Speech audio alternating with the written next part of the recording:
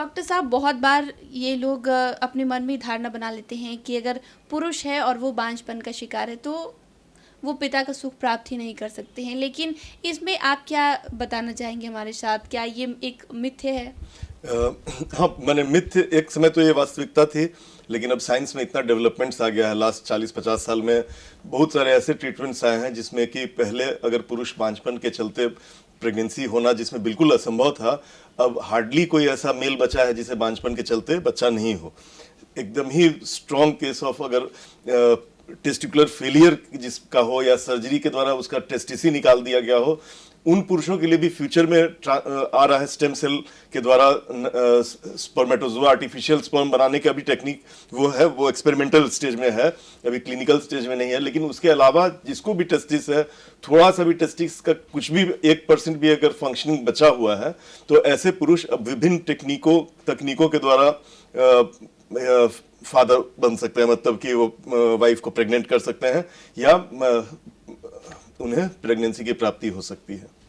IVF के लिए जब वो आ रहे हैं तो उन पर क्या चीज़ लागू होता है, या फिर उनके जो सीमेन है उस पर उनका सेहत कैसा होना चाहिए? देखिए, अभी सीमेन की जो कैसा रहना चाहिए इसकी परिभाषा WHO के द्वारा हर 10 साल पे उनका रिकमेंडेशंस आता है।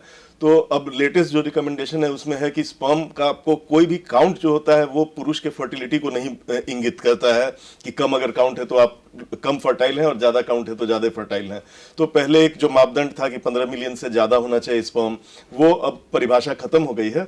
तो अब कोई भी पुरुष जिसको कुछ भी स्पर्म्स बचे हुए हैं वो आईवीएफ के माध्यम से, स्पेशली अगर काउंट कम है 10 मिलियन से कम है, तो उसमें हम लोग इक्सी प्रोसीजर करते हैं जिसमें कि स्पर्म्स को सीधे अंडे के अंदर में, औरत के देह से जो अंडा निकाला जाता है आईवीएफ में, अंडे के अंदर में स्पर्म को डाला जाता है। तो इसमें अगर 10-15 एग्स निकले औरत को तो मात्र 10-15 ही स्पर्म चाहिए, जबकि स्पर्म्स नॉर्मली मिलियंस में रहते हैं। कम भी काउंट रहता है, 0.5 मिलियन का भी मतलब होता है 5 लाख स्पर्म, और हमें केवल 10 स्पर्म चाहिए। इतना ही नहीं, बिल्कुल जिसको स्पर्म जीरो है उनका भी अगर टेस्टिकुलर फेलियर कंप्लीट नहीं हुआ है तो नीडल के द्वारा उनके टेस्टिस में से हम लोग स्पर्म निकाल सकते हैं, और इक्सी के माध्यम से हम लोग प्रेगनेंसी उन्हें भी, उनकी वाइफ को हो सकता है। तो इसको इक्सी बोलते हैं और टेसा बोलते हैं, aspiration, testicular sperm aspiration.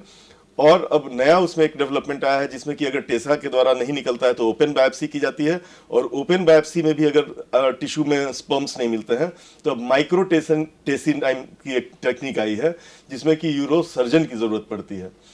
Micro Tessy technique में पूरे टेस्टिस को ही हाफ में काट दिया जाता है ऑपरेटिंग माइक्रोस्कोप के अंदर में, और उसमें बिल्कुल हमको दिखता है कि कैसा टिब्यूल्स बन रहा है, और टिब्यूल्स जो रहते हैं उसको सिलेक्ट किया जाता है और उसमें से स्पर्म मिल जाता है। तो खराब से भी खराब केस में माइक्रोटेसी के द्वारा प्रेगनेंसी हो सकती है।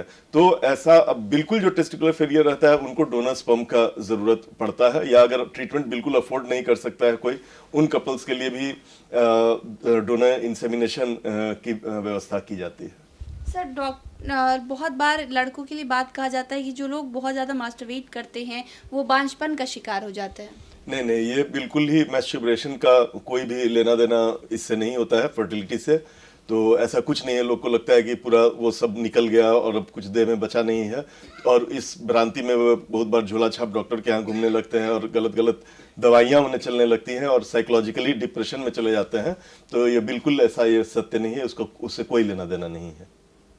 तो अगर मेल का जो सेहत है वो इस पर कितना ये रखता है, क्या मायने रखता है इस पर? उसको करने से मेल के सेहत में 1% का भी कोई फर्क नहीं आता है।